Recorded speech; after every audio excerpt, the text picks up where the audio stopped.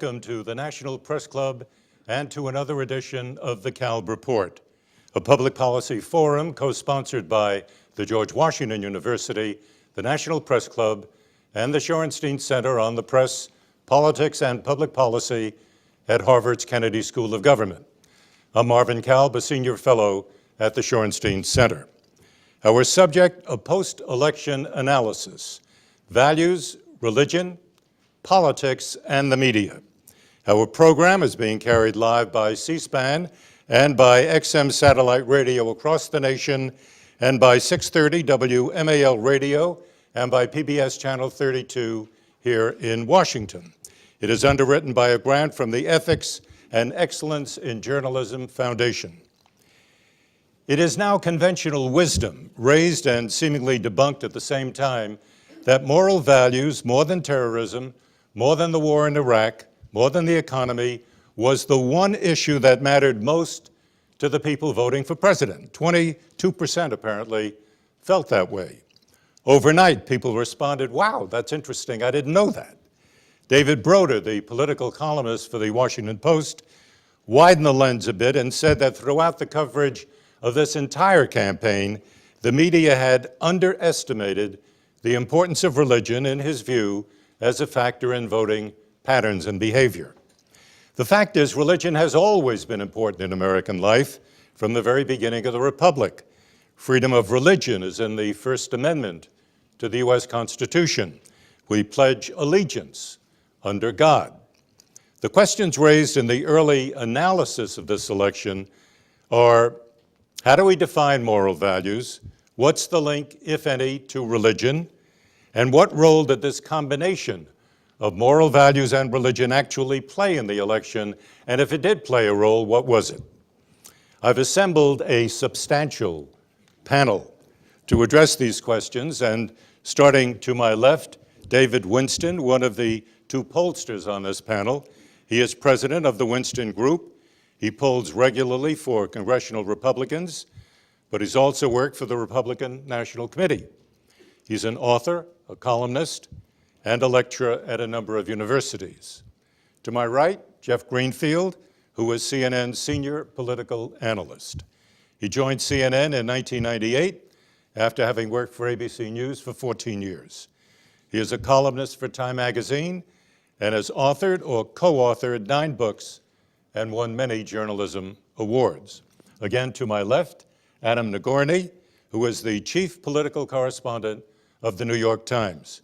He joined the paper in 1996 after having worked for USA Today and the New York Daily News. He also covered the White House for a time, and in this past campaign, gave his readers the big picture, and it seems was always on the road. To my right, Michael Barone, senior writer at U.S. News and World Report. He's a lawyer, but he works in the greener pastures of journalism these days.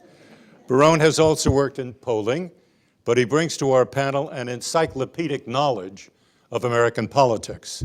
He's co-author of the Almanac of American Politics, which is now, I think, in its 16th edition? 17th edition. To my immediate left, Rachel Zahl, one of 3 national religion writers for the Associated Press. That emphasis by a single news organization to have 3 religion writers is, we should note, unusual in American journalism. Before assuming this responsibility 3 years ago, Zahl worked in the AP's Rhode Island Bureau and was AP correspondent in Chattanooga, Tennessee. She was a finalist for the Religion News Writers Association Reporter of the Year Award. And finally, Anna Greenberg, a vice president of Greenberg Quinlan Rosner Research, which normally provides polling data for Democratic Party causes. She worked and taught at the Shorenstein Center at Harvard for a time, which is where I met her. Welcome to you all. I'd like to start with our pollsters, Anna Greenberg, David Winston. In the exit polls, as you well know, as everybody well knows, moral values as the issue registered 22%. But the economy registered 20%, terrorism 19%, the war in Iraq 15%. How did moral values get into the exit polls in the first place? Anna. Thanks, Marvin, and it's nice to be with you again. Well, I didn't write the exit poll survey, so I'm not entirely sure how it got into the poll, but in a way it's surprising that it hasn't been. It's been in certainly survey research for at least 10 or 15 years as this has become a more and more important part of understanding American politics. And it's been in the LA Times exit poll for years, and in fact, most of the analysis shows that the place of moral values in the exit poll is not that different that we've seen in the LA Times poll for the last 2 or 3 election cycles. I think this is an example of too much being made of sort of a moment on election night when the election polls came in and we saw that 22% in that question of people saying moral values is the most important thing to their vote. It basically ignored at least a year's worth of research on the election that said this election is about 9/11, it's about the war on terrorism, it's about Iraq, it's about the economy. And while there's no question that for a bunch of very important swing voters, sort of the tension between moral values and economic challenges was very important and probably played a pivotal role to sort of frame this entire election about moral values seems to me to be sort of mistaken. I think, in fact, this division around moral values has sort of been consistently in our politics, certainly since the 90s, probably earlier, and in many ways, this election is no different than previous elections. David Winston, no different from previous elections. Everyone got very excited about it, and I'm wondering, what is your take on the moral values? Well, actually, Ann and I agree pretty much on this point. The first dynamic is to look at moral values as a context by which you look at issues. It is not a separate standalone component. And I think one of the things that occurred in the development of that questionnaire is a misunderstanding of that. Gary Langer, who's the ABC polling director, in fact argued very vociferously in a New York Times column editorial that in fact it was an inappropriate response to have in terms of that list with the other issues. And so what happened is it skewed things. It made it look like moral issues somehow emerged out of nowhere, which has basically been the reaction. When in fact, as a context, it's always been there. People have used their values by which how they look at healthcare, how they look at welfare, how they look at the economy. And I think what you're seeing out of this particular reaction is that we're trying to match them up to those as opposed to making it a context and a prism by which to view those issues. Then, Michael Barone, why did it appear almost immediately as if it were the issue, that it suddenly jumped out at everybody as if something new? Well, I think I didn't treat it that way. So my commentary on Fox News Channel and in my columns in U.S. News following the election, I guess because it came out number one. I mean, the fact is, if you aggregate the responses to Iraq and terrorism in the exit poll, you get 37%, much higher than the 22%. If you aggregate the 4 domestic issues, taxes, education, economy, jobs, and healthcare, you get 37%. And those issues split up between the candidates, both domestic and foreign. When you were talking about Iraq, the voters who said Iraq was most important went for John Kerry overwhelmingly. Those that said war on terrorism was most important went overwhelmingly for George W. Bush. So I think that it was overstated on election night, evidently by some people. I think also it's a rather vague term. In the context of the 2000 election, what did moral values mean to many voters? It meant that George W. Bush had a personal morality that was far superior to that of the incumbent president, Bill Clinton. And Bush was talking about restoring honor and integrity to the White House. That was part of his standard speech in 2000. Al Gore, you meant, in 2000. Well, but he was reflecting on the Clinton. Yeah, I mean, he was, reflecting on Bill Clinton. And of course, Al Gore was part of that administration. There may be some hangover of people who saw George W. Bush's personal values as being preferable to them, and they voted for him on that basis. People have said, well, this is an anti-same-sex marriage vote. Perhaps to some extent, but the fact is we know that, in some of the states where that issue was on the ballot, 45% of Kerry voters voted against same-sex marriage in referenda on that issue. So. What really cleaves here, the electorate has been cleaved in many ways on moral lines and along lines of religion now for some period of time, certainly since the 1994 election. And that cleavage has tended to come out the same way. Whether the issue is abortion, which a lot of people were talking about in 92, 94, or whether the issue is that people were talking about this year, is Iraq. Their moral values pervades it. The Florida crisis, the two parties both made arguments whose were congruent with the basic moral stances. The Democrats at each stage say, so the rules are unfair, change the rules. The Republicans at each stage said it's unfair to change the rules in the middle of the game, enforce the rules. The Florida Supreme Court agreed with the Democrats and changed the rules. The U.S. Supreme Court, by a 7-2 margin, said it's unfair to change the rules in the middle of the game. And But I think that exacerbated some of the sort of culture war atmosphere that we've had in the last 4 years. Adam Nagorny and Jeff Greenfield. Adam first. What was the issue of moral values something that you wrote about in a regular way in your coverage of the Times? Nowhere near. We wrote about it a bit. Nowhere near as much as we wrote about terror and 9/11. And I still think, this obviously was an important force in the election, but I still think this election was about changing presidents during wartime and terror, and the White House got it, and that was the main thing that defined this election.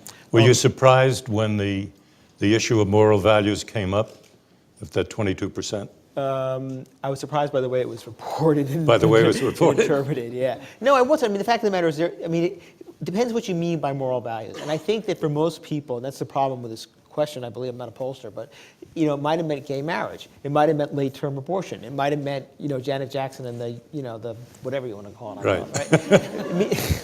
It means a lot of stuff. So I think, and it was when you went out with Bush, President Bush, you were very aware of the extent to which he made references to all those things in his speech, and the extent to which he talked about God and his own personal faith in his speech, and his just stump speeches. And later on, you saw Kerry begin doing that to a lesser extent as well. So you could see it was out there. So it clearly is a force. The other point, I think, when I first really began becoming very aware of it in this election was after the Radio City Music Hall fundraiser for Kerry, and the extent to which the Bush people seized on that, not unfairly, but as a way of sort of portraying Kerry as being sort of the camp with a less moral sort of Hollywood. The last one I was making, I think this all becomes down to a big part of any election is one side trying to make a challenger seem like not one of us, right? And I think that this was one way that the Bush people were very effective in making Kerry just seem sort of distant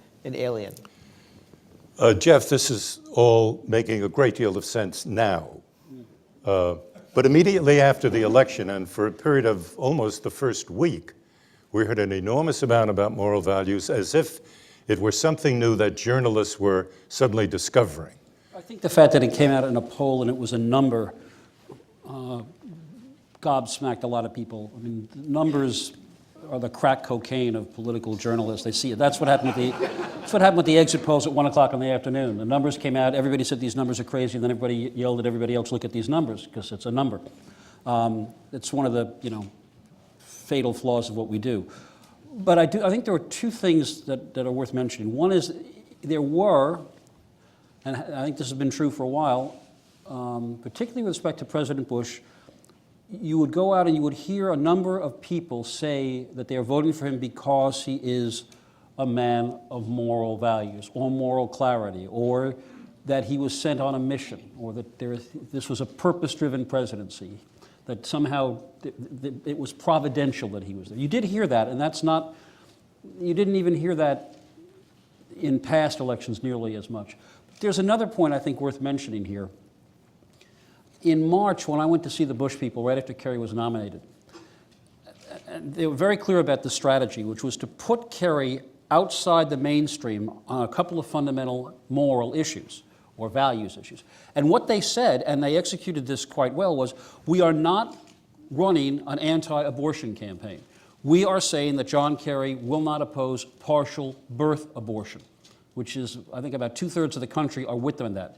On that issue, Kerry, because he was so, their argument was, and the Democrats were so committed to getting the support of NARAL or other interest groups, they could not even oppose partial birth abortion. And even in the debate, that's what Bush talked about, the brutal practice. We are not running a homophobic campaign. In fact, we are going to say nice things or accommodating things about all kinds of people. We are saying that marriage is between a man and a woman. And on that issue, John Kerry is outside the mainstream. So the only reason why that number, I think, drew so much attention in contrast to the numbers that Michael cites is on that, when people answered that question, it was 4-1 for Bush, which tells you something, even if it's an inartfully asked question. And the last thing I'd say is that this encompasses way more than abortion and gay marriage. This encompasses people who really don't like watching a football game with their 8-year-old kid and seeing an ad for erectile dysfunction drugs. Or smarmy promos that come on at 7 o'clock in the evening for a sitcom that do basically nothing but exploit smarmy jokes. It's all of that stuff. It's a sense that the culture is at war with what I am trying to do as a parent, or not even as a parent, as somebody trying to live a decent life. So this is a murky area, but all of this stuff, I think, gets smushed into it somehow. Rachel Zahl, you cover religion all the time. That's what you do. Were you absorbed with the issue of moral values on a regular basis? Was this something that you had in your copy almost every day? I wouldn't say that we use the phrase moral values per se, but we focused a lot on the evangelicals and what they were thinking. And just to follow up on what Jeff was saying, I think people generally underestimate how alienated evangelicals feel in this culture and how discriminated against they feel. And that's why someone like George Bush as president is so important to them. It's hard to understand it's a majority Christian country, but when they feel that the culture is hostile to their beliefs and also mocks them. One of the common things that you'd hear after 9/11 is people comparing evangelicals to the Taliban. It's very offensive to them. And to see someone like George Bush get up in front of the world and say that he believes in the Bible and that he believes in Christ, and to speak about his faith in such an open way is very important for them, and that motivates them quite a bit. Adam, did the president spend that much time talking about his faith? I had the impression that he sort of shied away from a discussion of his religion. He would talk about it. He would refer to it in pretty much every speech, every political speech Really? I saw. Yeah. So the whole idea of associating Bush with religion and Kerry with what? Non-religion? Secularism. Secularism. Well, and the kind of secular attitudes that are propounded by Hollywood, that are propounded by major media, including Adam's paper, according to its own ombudsman, and in which the university elite totally subscribes to this sort of secularism, or nearly totally.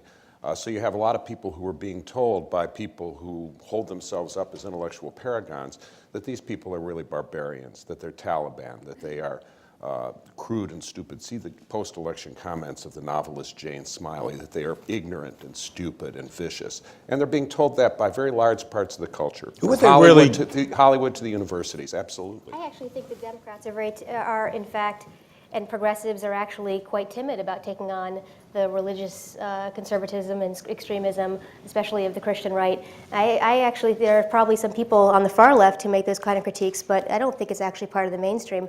What I'd say, I mean, what Bush is brilliant at doing is both speaking directly to his base in very controlled context, the kinds of campaign events that he did during the election, which had limited attendance and limited coverage in certain ways, but also speaking in code, saying things like culture of life, right, which certain people are meant to understand by talking about Dred Scott in the debates. And so he doesn't actually have to say these things out loud. He speaks about them in code, in part because he knows that if you look at moderate voters, if you look at independent voters, if you look at kind of the broad middle in the electorate, they in fact are not as religious as him, they are not as conservative as him, and he knows that it's alienating. He knows being anti-gay is alienating. He knows being anti-choice is alienating. And in fact, it was interesting, I was doing some research for NARAL, and actually spent some time trying to find what Bush had said while he was president about abortion.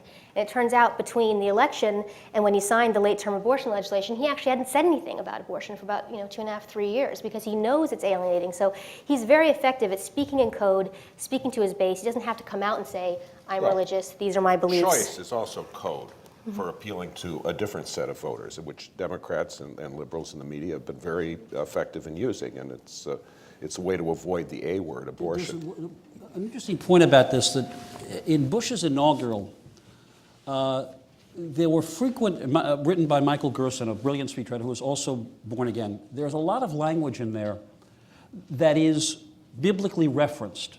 I don't mean this code in any evil way. It's just, if you are an observant Christian, you will recognize it. If you're not, it just sounds like neat prose. And during our inaugural coverage, a writer pointed this out, and I cleverly said, oh, no, that can't be right. And of course, he was absolutely right, and I was wrong. So one of the things that the president has done quite effectively is to remind the base of where his values come from. But he doesn't do it, and it's really important to underscore this, he doesn't do it in a way that divides. He doesn't do it it's not a Pat Robertson, Jerry Falwell argument that God is raining fire and brimstone on us for abandoning the true faith. It's just a way of saying, I am one of you.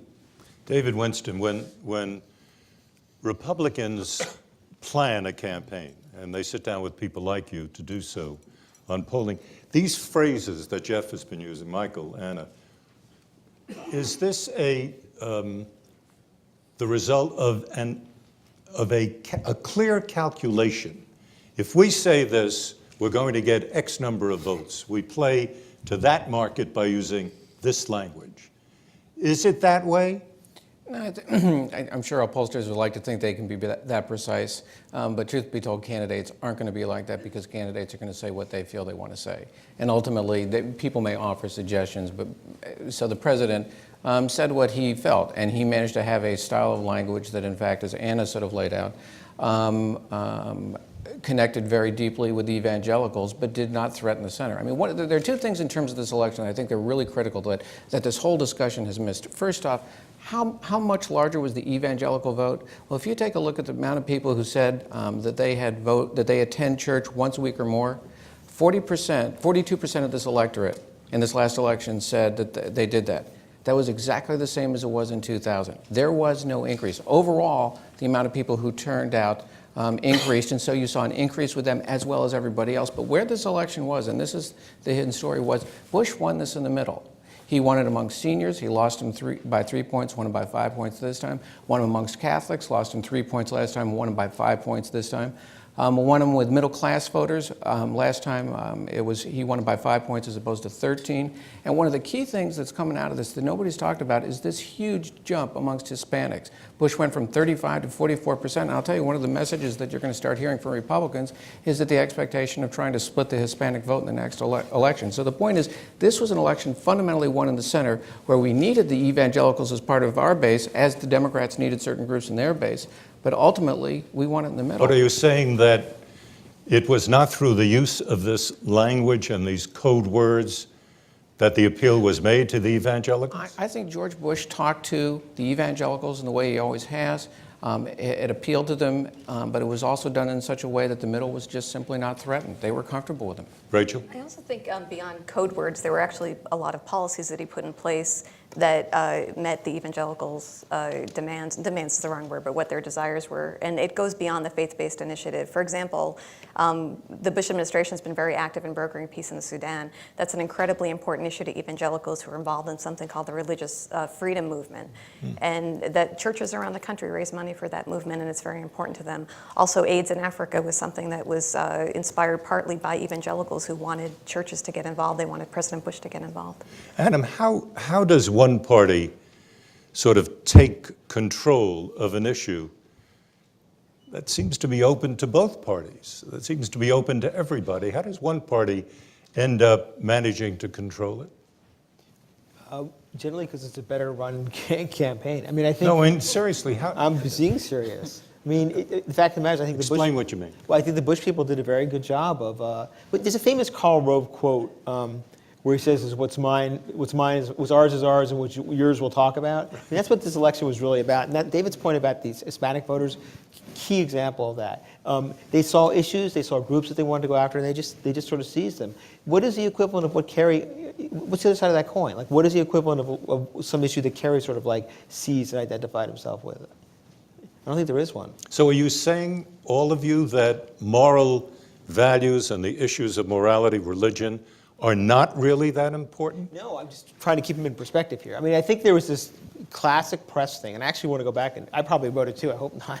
That's what Nexus will tell me. But I think there was this classic press thing where everyone saw, the initial exit polls, and it was like, oh my God, 22%. And initially people thought that the turnout of evangelicals was higher. That turned out to be wrong. And it created this sort of instant conventional wisdom. People aren't doing anything bad. They're just trying to do the best they can under deadline situations and interpreting a lot of data that was coming in. But I think that you saw over the next couple of days, especially in terms of the questions about this exit poll and the way that question was sort of phrased, a sort of rethinking and a recalibration of what was going on. Were moral values important in this election? Absolutely. Did Bush understand that in terms of getting out his base and appealing to people in the middle? Yeah, but I don't think that was the only thing that was going on in this contest by a mile.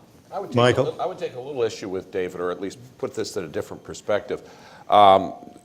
Yes, weekly church attenders were the same percentage of the electorate, but the interesting thing about this electorate was it wasn't the same electorate as 2000. This was a hugely bigger electorate. I mean, Bush's vote is up approximately, we're still counting California, he got 20% more votes than he got 4 years before. There are not 20% more people in this country than there were 4 years ago. Kerry got 12% approximately more votes than Al Gore. So by keeping the percentage the same, that was one of the success stories of the Republican turnout thing. And I think that, we had this interesting sort of turnout drive. There was a lot of publicity for the Democrats' efforts, which were primarily directed in the centrist cities to blacks and other minorities, primarily black Americans, run by labor unions and the billionaire-funded 527 organizations, and made up mostly of paid workers. There was also some attention given to the Bush organization, which was mainly volunteers, though they did have paid workers at every level. 1.4 million volunteers. That's an enormous effort. I mean, that's a great degree of civic connectedness. What's the comparative number? And for Democrats, I would say impressionistically several 100,000 volunteers. One of these things, you don't know the number, but I think that you're absolutely right. I think the Republicans, as it's going on, they're telling you this, and I don't know whether there's any way to believe it, but they're telling you about all these networks they have. Well, clearly the Republicans had it, and I think they out-organized the Democrats left and right. And I think part of it is because a lot of them were not paid, and I think that people who work from the heart rather than from the wallet tend to be much more committed. They were the ones that were getting out their votes. But let's be clear. Bush won the margin he did nationally because he built his margins in the red states. He won red states by 19 points. Kerry won blue states by 11. If you look at the in Florida, but if you look at the battleground alone, those states alone, where the progressive groups organized, it was actually tied. So where the battle was really fought, it was tied. So I completely agree that we underestimated the turnout efforts that the Republicans were engaged in, particularly their work around churches using church directories and all those sorts of organizational networks. They have built-in networks that Democrats just don't have. It had an incredible impact on rural and exurban areas where turnout was higher, not as high as urban areas, but the margins were so much wider for Bush there that it overwhelmed the turnout in the urban areas. But where this race was really contested, the race was actually tied, and Kerry actually won moderates and won independents. And so I think you talk about the center, there's no question that a piece of this moral values debate is important to the center because there were very important swing voters, especially older blue-collar women, where the values versus economic stuff was key for them. But this is not necessarily a race where Bush won the center. Kerry won moderates, he won independents. Jeff? Let me try to answer a question that you asked about why isn't this open to both parties? And it certainly is true that some time ago, church attendance was no guidance at all as to what party you'd vote for. This has changed. I think it also, by the way, tracks with the movement of rural and small town America steadily into the Republican camp. And I think they have moved to a fair extent on cultural issues. But when you ask, can you do this irrespective of ideology, you can, if you understand a moral value-based argument broadly enough, sure you can.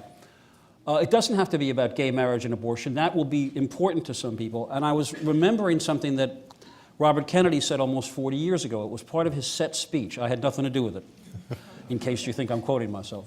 It's a very famous line that Joe Biden once used years later and failed to attribute at one point, where he talked about, no, but most of the other time he did. I don't mean that. I'm just referencing this, folks. Where he says, for too long we pursued materialism at the expense of excellence and community values. And if we were to measure America by the gross national product, we'd be missing something. And then the litany, because the gross national product includes cigarette advertising and air pollution and ambulances to clear the highways of carnage and television programs that glorify violence to sell toys to our children. And what it doesn't measure is the intelligence of our debate, the strength of our marriages, the happiness of our children. It tells us everything about America except why we are proud to be Americans. Now, this is a values-laden argument. It's not policy, it's not a 7-point program, and it's not from the right.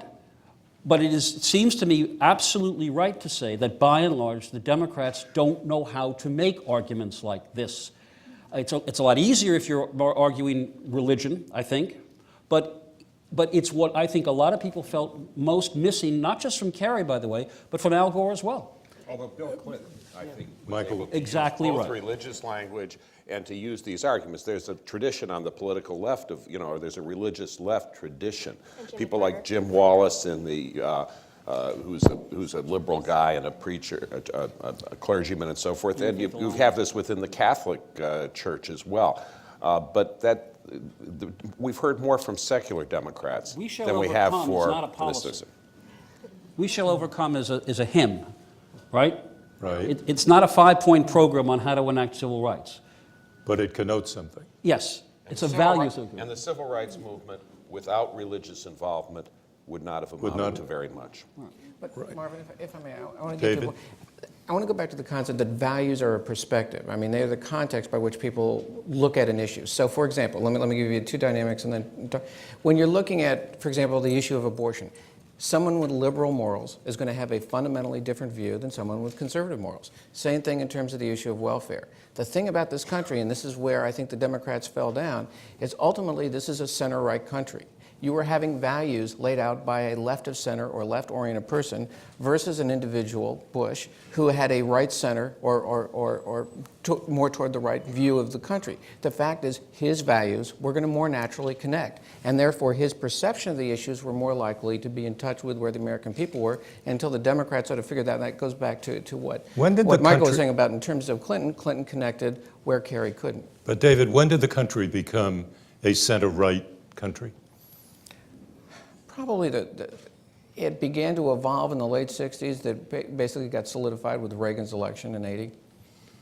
And it's been center-right since then. And what I mean by center-right, if you take a look at the exit information, and they ask the question, what's your ideology? And what you see, actually, the majority is still moderate. But what you see in this last survey, 34% said they were conservative, 21% said they were liberal.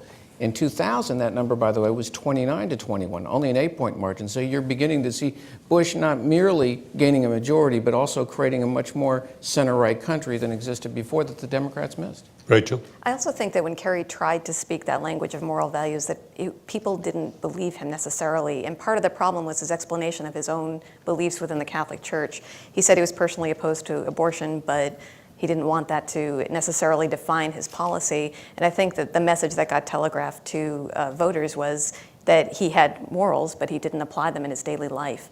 And for a lot of people who are very religious, that's really important for the morals to be part of your daily life and part of policy. He's not, but he's completely in the same, the way he thinks about his Catholic faith and his He views. being Bush? Kerry is Kerry? completely consistent with the majority of non-religious Catholics. I actually think the issue is that Bush is very confessional in the way that he talks about his faith, and Kerry is more analytic. And I think stylistically, it was much more difficult for Kerry to communicate. But from a sort of policy position perspective of the Catholic Church, he's not in any way out of sync with where most Catholics But he are. was getting attacked. I think it's important that he was getting attacked by his own church. But a majority of Catholics said it was irrelevant I to think them. that made people uncomfortable. And I also think, and this goes to what you were saying a second ago, this is an impressionistic thing. I think that when he began talking about religion, and I'm not in any way imputing his beliefs, which I'm sure are heartfelt, it didn't feel right. It felt like he was doing it because someone was telling him to do it. And I think that goes back to what had been a fundamental problem with Kerry all along. The whole thing of making him out to be a flip-flopper, it was more than just like a comedic thing. It made it so people didn't trust him. So all of a sudden, here we are in September, I think, he's up there talking about believing in God and religion, and people are looking at him and going, I believe in God, but I didn't believe in God. You know what I mean? It's like the whole, I voted for God, I didn't vote for God. It's an interesting difference historically. I don't mean to be irreverent. If you had told me in the 1960s that a presidential candidate who was Catholic would lose the Catholic vote to a Republican, I would have said that was crazy. I mean, the only other two Catholic nominees, Al Smith, that was before exit polling, but probably got about 75 to 80% of the Catholic vote. John F. Kennedy in 1960, of course, surmounting the barrier of becoming the first Catholic president, 78% of the Catholic vote. And we look at John Kerry down here, 47 in the NEP poll, 44 in the LA Times. And this is symbolic of something. Denomination is less important in religion insofar as it correlates with voting behavior than degree of observance. But Michael, when in fact did religion or moral values, whatever term we want to use here, hang on a sec, when did that become a very important issue in presidential I politics? think in the 80s. I think that basically... In the 1980s. In the 1980s, you know, Jimmy Carter carries born-again Christians in 1976, does less well with them in 1980. And Jimmy Carter was the more anti-abortion candidate in the 1976 election as compared to Gerald Ford. But then we started getting the parties, both the politicians and the voters, realigning themselves in line with their stands on a series of moral issues. And that takes place in the 80s. Presidentially, the Democrats decline in the South as a result. Congressionally, they start declining in the South, even in 1992, before the Republicans Didn't won that the all House have to majority. do much more with race than with religion? No, absolutely In the not. South? Absolutely not. In the 1980s, nobody wanted to bring back legal But I segregation see- in the South, Marvin. That's really a slur No, on people. no. The South was lost to the Democrats missing my point on, it began to be lost on race. There's no doubt about that, and we can't, there's And no. that is what I'm talking But that's about. 60, but that's 64 and 65. That's Lyndon Johnson signing the Civil Rights Act and saying, we've given the South to the Republicans for a generation. And there's no question about that, and you can't gainsay it. The two icons of conservative movement, Barry Goldwater, Ronald Reagan, both opposed the Civil Rights Act. The Republican Party gained enormously from it. People like Jack Kemp will acknowledge that. But by 1980, you're talking about Ronald Reagan going to a group of evangelicals and saying, it was a 79 or 80, you can't endorse me, but I endorse you. That may have been one of the iconic moments in that. And it's a long series of things. This is why this moral values phrase is so awkward. It's patriotism. It's the counterculture that infuriated a lot of people. Upper middle class kids burning down libraries, or my kids working at the gas station. Judicial decisions. Yeah. We're having law on abortion being made by the Supreme Court. Yeah. We're having law on same-sex marriage Imposed. made by the 4-3 It's margin of the busing, by the Supreme way. Judicial Court of Massachusetts. It's a judge in Massachusetts, a suburban, well-off judge in Massachusetts, not the one who not the gay marriage one this time, Arthur Garrity, saying, you working class whites, your kids are being bused into black neighborhoods. Not my kids, because they go to private school. So what I'm saying is that all of this, to me, is of a piece of where this began to migrate to a particular view, basically a culturally conservative view, and where Democrats, by and large, found themselves tongue-tied. The last thing I'd say is, you can make a moral argument. John McCain, nobody, I think, considers John McCain a guy who was without moral passion. But he doesn't run as a religious right candidate.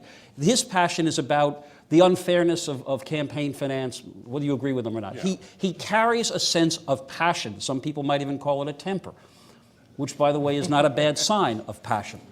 The John Kerry, Al Gore problem in this regard is you can almost see them. They're like guys who learn to dance at Arthur Murray's. They know the steps, but they don't have the rhythm of it. They don't carry a sense of internal fire. And I think, in some way, that's all bound up in this, I think. You don't agree? Anna Greenberg is shaking her head. Well, first of all, I don't know, welfare queen Willie Horton, that strikes me as racial politics in the 1980s. I'm sorry. I think you're absolutely wrong about Willie Horton, and I want to strenuously disagree. That's Michael, fine. let her That's state her fine. case, then you can comment. But I agree that there's no question that many of the shifts that we saw, a lot of the polarization, cultural polarization, occurred around these so-called social issues that actually starts in the late 60s and early 70s with the building of evangelical communications networks through broadcasting, radio, et cetera, and through church organizations themselves, through these sort of mega-church organizations. But that being said, there are structural differences between the parties on questions of abortion, of tolerance, of openness, of diversity, and the parties aren't going to change. And it's not about a matter of, I mean, however inartful Kerry is or Gore is, these are very different policy positions, and they are not, on the Democratic side, minority policy positions. In fact, if you look at the exit polls, a majority of people say abortion should be legal under all or most circumstances. A majority of people think there should be some legal recognition of gay relationships. And so to suggest that somehow there's this enormous problem for Democrats because they don't know how to talk about religion in public life ignores the fact that there are very important policy positions that are contested, and one side has not won it, and one side has not won it, the other side hasn't won it, and that's why we're a 50-50 country, and will probably continue to be for the foreseeable future. Well, Michael wants to have Okay, go his ahead. say. I think this whole Willie Horton thing is a slur on the American people. The argument has been made by Democrats and liberals that the Bush campaign in '88 supposedly showed pictures of this man. It did not. There was an independent expenditure ad that did, but they did not. They showed white prisoners in the ad. And the argument against Michael Dukakis, which he never effectively countered because there is no effective counter, is that giving furlough to people who have life without parole, a position that Dukakis defended over 11 years as governor of Massachusetts or governor candidate, is a crazy law. And he supported it over 11 years. You don't have to be a racist to want a murderer, whatever his race, to stay in jail and not be allowed outside on the weekend. To say that the American people were racist and they just want black people in is a blood libel on the American people. Okay, let me move on and turn to Rachel Zoll and ask her, again, as I pointed out in introducing you, you're one of 3 reporters specifically assigned to cover religion at the Associated Press. How do you account for the fact that the United States is such a religious country? And that point has been made by almost everybody on the panel. And yet most news organizations do not really devote energy, resources, space, time to the coverage of religion. I mean, you're on the inside of this, so look out and explain it to us. Sure. I think from the outside, the explanation that you often hear is that the stereotype is media. They're all liberal, secular, hostile to religion, out to discredit people of faith. And that's really not the case. It's funny when you're the religion writer in a news organization, people kind of come out of the closet too. And you find out all kinds of people are going to church on a regular basis, and religion means a lot to them. I think You mean among the reporters? among the reporters, definitely. So it's not necessarily that people are hostile to religion. I think people are intimidated by it, and the way that the coverage, it's a very difficult topic to cover correctly. And I think that it swings between 2 extremes. People are either hypersensitive and write very fawning, reverent pieces about, a local group that's doing something nice and being good, to outright hostility, and there is some of that in reporting. Part of the problem within news organizations is that often the religion writer is in the feature section. And I can tell you so many stories of colleagues of mine who try to get their news on the front page, and they can't do that because the person who's editing them is also editing the style or the fashion Colleagues of section. yours who are religion writers. Right, at other news organizations.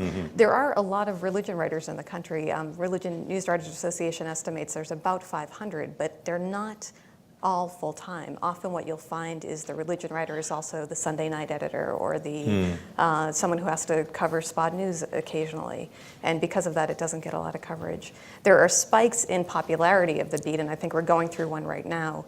I can guarantee you it's going to wane, unfortunately, for my profession. But every once in a while, people will turn to you. They did this after September 11th, and again in the clergy abuse crisis in the Catholic Church. Yeah, Marvin, Jeff. Look, journalists by nature. I was about to ask you a question. Well, Go ahead. there's a certain degree of skepticism, even a little cynicism, a love of irony, a love of which doesn't necessarily track with fervent religious belief. I mean, it's hard to imagine The Daily Show run by a group of people that were deeply observant religious people. It just doesn't, and that's the icon of journalism these days. But the other thing I think, which is a point that really woke me up as a guy who did not come from the Bible Belt.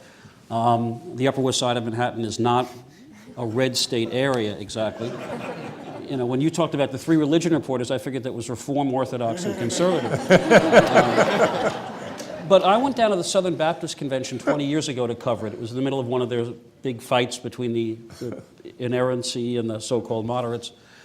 And you can go down and you can have a picture in your head if you raise a certain way that it's all hypocrisy. The guys up top are preaching, they're driving Rolls Royces, and the cab driver I had said, "This is awful. This convention, it's terrible." I said, "What do you mean?" He said, "Well, all the other conventions that come to Dallas, they go out to restaurants, they go out to nightclubs.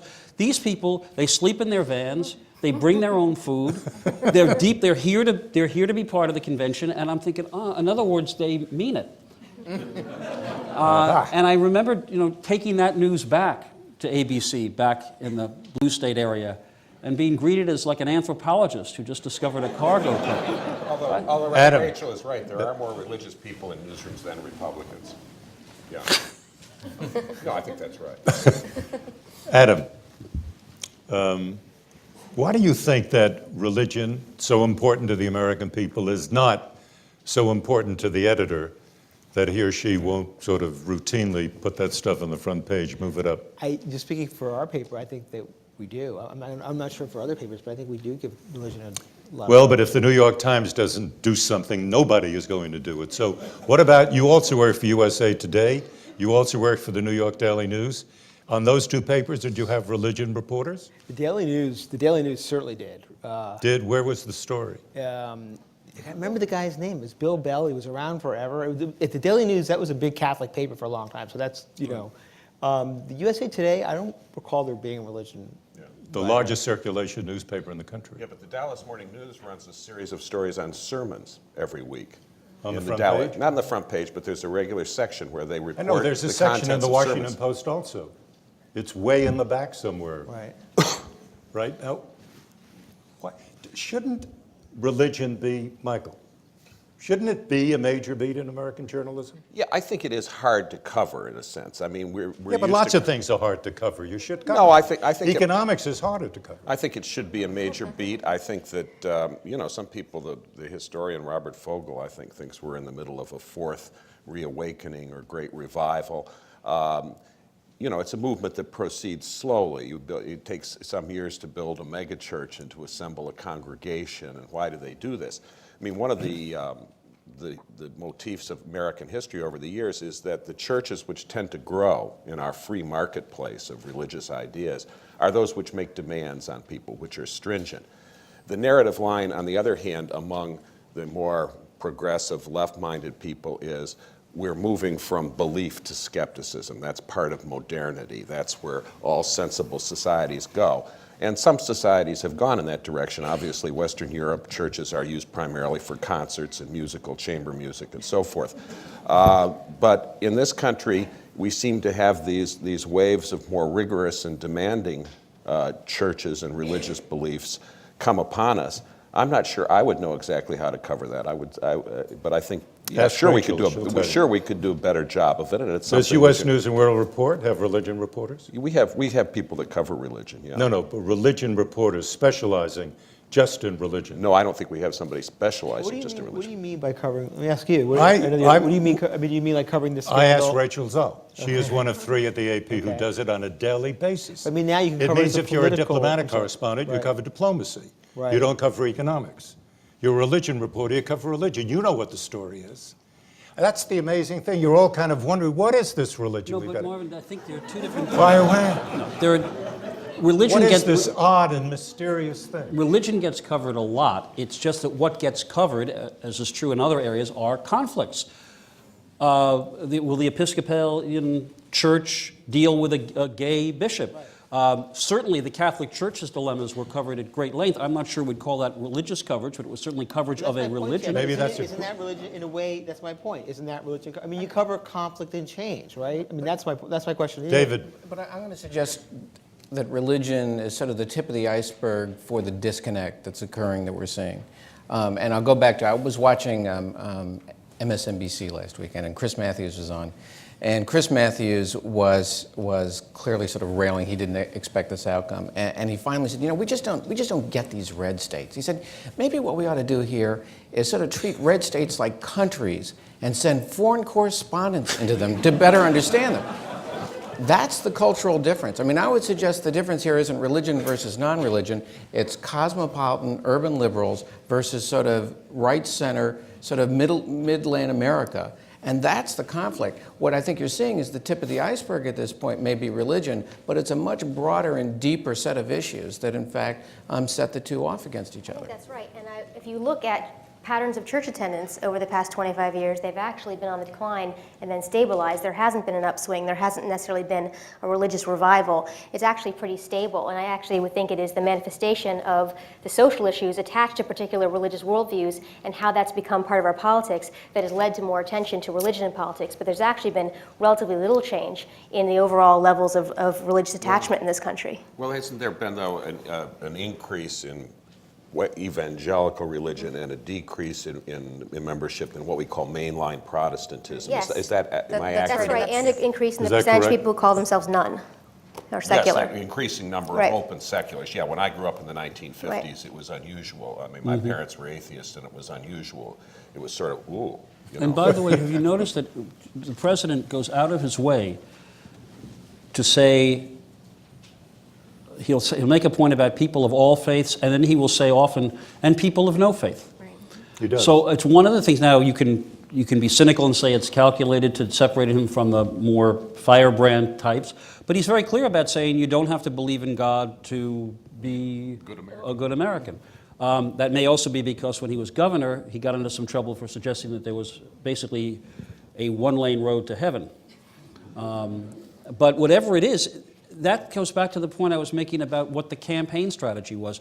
The numbers you cite about abortion and civil unions for gays are right, but that's not what the Bush campaign did to Kerry. They didn't put him as a pro-choice candidate. They put him as a pro-partial birth abortion candidate. They didn't put him as a pro-civil union guy. They said he can't even decide whether marriage is between a man and a woman. And that's where I think, among a certain group of people, they managed to marginalize him on a cultural issue. I also think that Kerry was at a disadvantage because the people on the religious left who supported him, including seculars who also say that they are spiritual, they're just not involved in a church, aren't in any way near as organized as the religious right. So they may have supported him, but they may not vote as much, or they may not have been able to join some group to get out the vote. Towards the end of the election, you saw that the religious left was trying to organize voters, but it's harder for him to speak to that group. No, my point is that I just think we have to make clear that there's not been a shift to the right in this electorate. It's remarkably stable, and it may be that Kerry ran an inartful campaign and Bush ran a great campaign, but it doesn't mean the fundamental ideological structure of this country changed in this election. Different people voted in this election. There were different patterns of turnout. The underlying public opinion about these issues is pretty stable over time. David, Again, just a minute. Again, I've got to disagree, and again, I'll just go to the exit poll numbers. In the last election, 29% of Americans identified themselves as conservatives, 34%. That's not a small shift, that's a structural shift, and this is not a 50-50 country It was a more anymore. Republican electorate. It doesn't matter. It was. It's what the electorate was. The fact is, as Michael was talking, you had this increase in terms of the number of people who turned out. The country went to the right. And one of the structural things that happened in this election is this is now not a 50-50 country. In fact, Bush has a governing majority. He actually put it together, and that's a different dynamic than what we dealt with after 2000. You know, it's interesting that the columnist Charles Krauthammer, in a recent column, said that this whole business about moral values is a myth. He said it's an invention of the liberal media, who were all depressed because President Bush had been reelected. Why not? But at the same time, Andy Kohut over at the Pew Research Center, he said I think in today's poll, the moral values are a top-tier issue for voters, and he says 27% of American voters consider moral values the most important issues for them. There's just 2 quick points. 9/11 is not disconnected from this argument, because 9/11 made it very clear to many people who might have doubted this that there is evil around, real, tangible, no kidding around, no complexity evil. So that when Bush uses the language of evildoers and right and wrong, that's part, I think, of this complex of moral values. I just don't see how we avoid that point. And the other point I would make is it is not inartfulness that is the problem if you find yourself backing or unwilling to speak clearly about an issue like partial birth abortion or same-sex marriage. That is our policy stance that for some people link up with basic values. And I think part of the Democrats' problem for a very long time has been that when they start going to the Iowa caucuses and they start marshaling those interest groups, nobody ever, except for Bill Clinton and his sister soldier moment, nobody says to an interest group, I'm sorry, I can't be with you on this part of your agenda. Yeah, this is what Tony Blair says to the Trade Union Congress in Britain. He goes there and says, look, we've fought together for many things, but there are some things that you want and you will not get from this administration. And that's that. The Democratic Party has been scarce, with the exception of Bill Clinton, of leaders who have taken that point of view. Adam Nagorny, I have to ask you this. I've been very impressed by the logic and the power of the argument presented by the panelists. And therefore, I am absolutely persuaded that moral values is a top-tier issue, as Andy Kohut just said. When you look back upon your copy, and I'm really not personalizing this, but as you look out at the Times, the Post, the LA Times, whatever, you look at the political copy this year, did you feel that that issue was really covered with the depth that you have all persuaded me it should be covered? No, I think we could have done more. We should have done more. I mean, Broder is saying, that that the Yeah. media underestimated the importance of religion. I'm just concerned that now we're overestimating it. But I do think, no, of course I think we could have done more. We could have and should have done more, yes. And why do you think you didn't? Boy, because there was too much attention to the sort of back and forth of the campaign and the who's spending so much money on what, and to some extent we were reflecting what the candidates were talking about. But I don't consider this a major lapse of the coverage. I mean, I think we should have done more, but I don't consider this like a, oh my God. You got a major lapse you want to cite for us? I mean, this is sort of obvious, but I think the biggest mistake, it's not a huge thing, but I think the biggest mistake is that we all, and I think we do this every year, we all start like acting as if the vote's over before a single person votes. So if you go back and look at copy in December, you're going to find a lot of really like good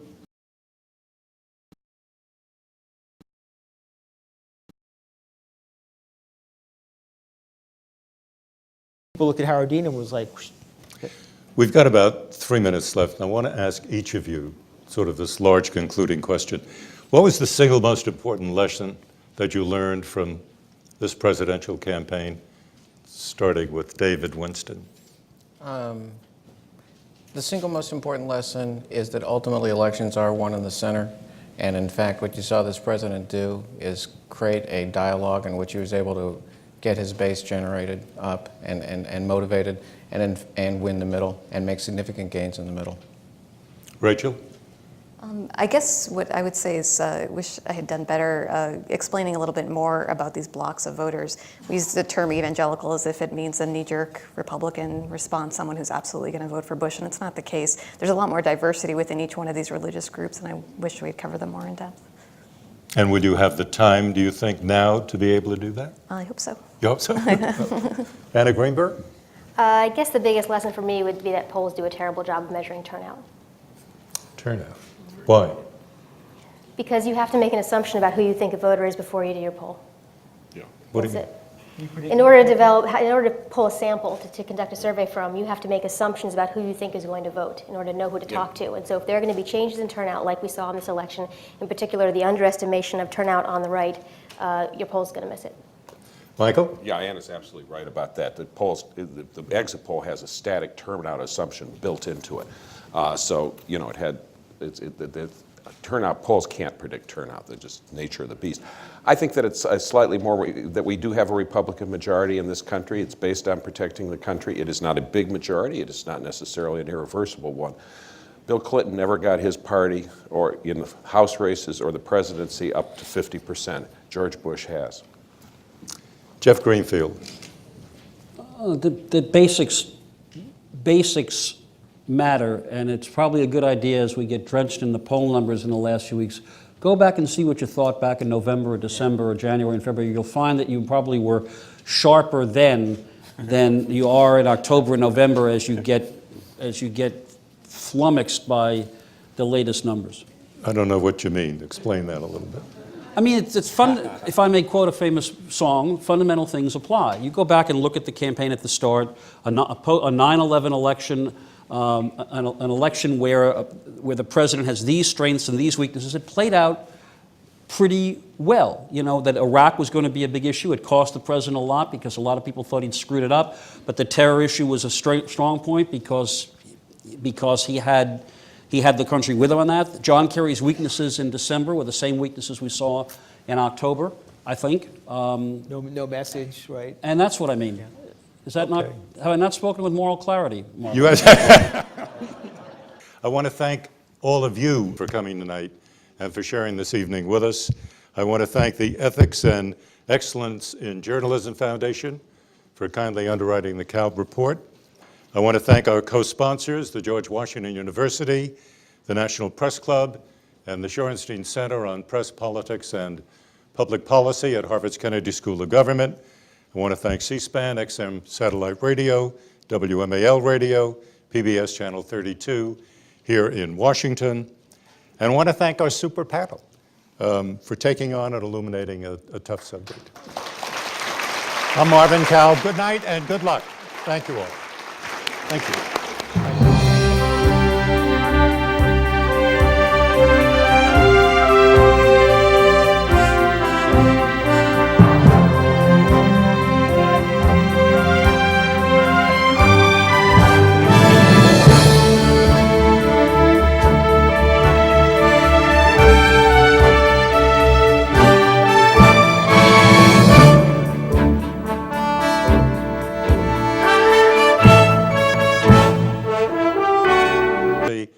at Harvard's Kennedy School of Government.